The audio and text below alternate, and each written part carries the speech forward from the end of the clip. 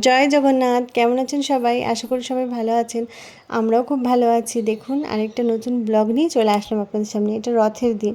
আজকে জগন্নাথ দেবের, বলরাম, সুভদ্রা সবার দর্শনের দিনটা শুরু করলাম। তারপর আমাদের বাড়ির গোপাল ঠাকুর দর্শন করিয়ে দিলাম আপনাদেরকে। ঠাকুর সবাইকে ভালো রাখুক। দেখুন সবার একবার দর্শনও করে নিন একদম সকাল সকাল উঠে। এটা বৃন্দা দেবীরও দর্শন করিয়ে দিলাম।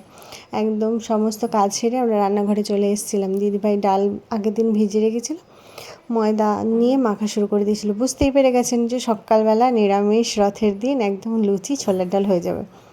লুচি ছোলার ডাল রান্না করছি, এর মধ্যে বাবুসোনাও উঠে পড়েছে। উঠে এসে সোফায় বসে রয়েছে। আমাদের ডাল ততক্ষণে হয়ে গেছে।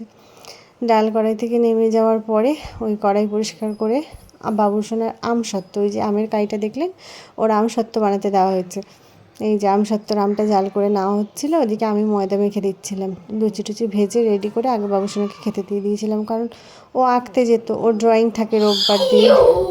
রোববার তার মধ্যে বাজার করে আর বাজার মানে বাবাও বাজার নিয়ে এসে নিচ থেকে সবজিওয়ালা কাকুর কাছ থেকেও সবজি নেওয়া হয়েছে। সেখানে তিনটে কাঁঠাল নেওয়া হয়েছে। কাঁঠাল ভাঙছিল মা, সকালে সবাইকে লুচির সাথে দেবো বলে। আমরা এদিকে সকালের খাওয়া দাওয়ার পর্ব মিটিয়ে আমি স্নান টান করে চলে এসেছি ঠাকুর পুজো দিতে। দিদিভাই ওদিকে দুপুরের খাওয়ার আয়োজন রেডি করছে। স্নান করে ওর একদম রান্নাঘরে চলে গেছে। নিরামিষের দিন না আমিষের থেকে বেশি ঝামেলা থাকে। আর রথের দিন আমাদের নিরামিষ ছিল। একদম সকালবেলা উচ্ছে ভাজা, একটা সব রকমের যে শাক দেখলেন সবজি হয়েছিল দুধ পনির বা সাদা পনির, আর হয়েছিল সয়াবিন আলুর তরকারি। দেখুন সমস্ত রান্না নিরামিষ করতে আরও ঝামেলাও যেরকম বেশি, আবার করতেও সময় লাগে। তাই সমস্ত রান্না রেডি হয়ে যাচ্ছিলো। এটা দুধ পনির মানে বাটার পনিরও অনেকে বলে।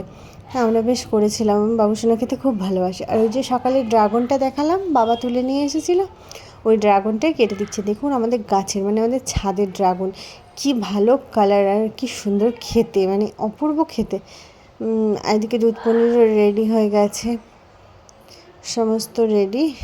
দুপুরের কিছু কিছু আইটেম সমস্ত খাবার রেডি হয়ে গেছে। এবার রেডি করে এই দেখুন দুপুরে খাবার টেবিলও রেডি। সবাই মানে ভাত ঠাত তৈরি করে সবাইকে ডাকা হয়েছে। এবার সবাই খেতেও চলে আসবে।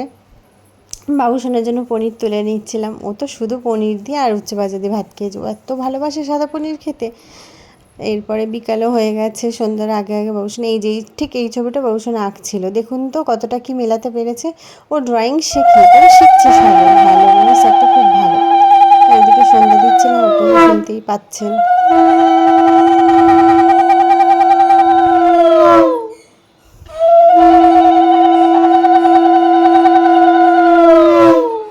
বাইরের ওয়েদারটাও আপনাদেরকে একটু দেখিয়ে দিলাম সন্ধ্যার পর।